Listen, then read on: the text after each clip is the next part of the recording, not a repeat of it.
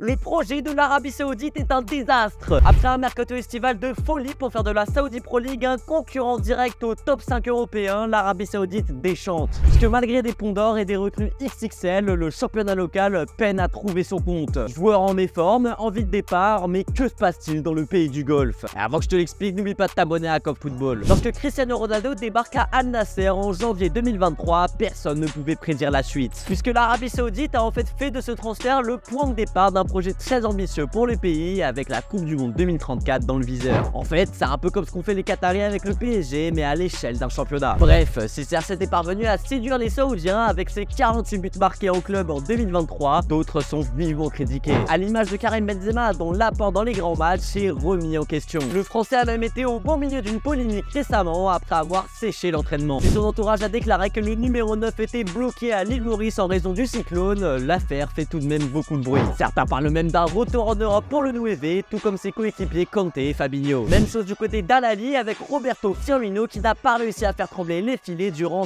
16 matchs d'affilée. Et oui, les Saoudiens se rendent compte que certains joueurs sont venus surtout pour une retraite dorée. Car si les arrivées de ces nombreux stars ont rendu le championnat un peu plus compétitif, on est tout de même très loin du niveau européen. Difficile donc de se motiver pour tous ces joueurs en fin de carrière qui ont connu le plus haut niveau. Un manque d'intérêt sportif qui crée un malaise, surtout que les clubs saoudiens peinent à remplir leur stade. En effet, l'affluence moyenne depuis le début de saison est d'environ 8000 spectateurs par match. Culturellement en Arabie Saoudite, le sport se regarde plus dans les salons que dans les stades pour fuir les fortes chaleurs. Un choc pour ces joueurs qui ont joué dans les plus grandes enceintes du monde. Et si les joueurs cités profitent d'une fin de carrière fructueuse sans trop d'efforts, d'autres ont beaucoup de mal à s'adapter au pays. C'est le cas de Jordan Henderson qui serait, selon le Daily Mail, désespéré. Le joueur d'Al Ettifaq ne parvient pas à s'intégrer au pays, tout comme sa famille. Un choc culturel difficile à encaisser pour les Reds qui cherchent une porte de sortie un peu partout en Europe. Bref, le projet saoudien prend une tournure que le PIF, le fonds d'investissement du pays, n'avait pas prévu du tout. Ce dernier a d'ailleurs démarré un changement de stratégie de développement plus lent mais aussi plus réfléchi. En effet, les dépenses sur le mercato hivernal devraient être limitées, ce qui laisse penser que moins de stars seront recrutées. De plus, un appel à rejoindre la D3 saoudienne a été lancé avec un salaire de 4000 € par mois. De quoi attirer des jeunes joueurs talentueux et offrir au pays un développement du foot à tous les étages. Bref, malgré ces difficultés, l'Arabie Saoudite n'abandonne pas son projet de devenir un acteur majeur du foot dans les prochaines années, même si c'est pas gagné. Et toi, qu'est-ce que tu penses du championnat saoudien? Est-ce que tu penses que beaucoup de joueurs vont revenir en Europe?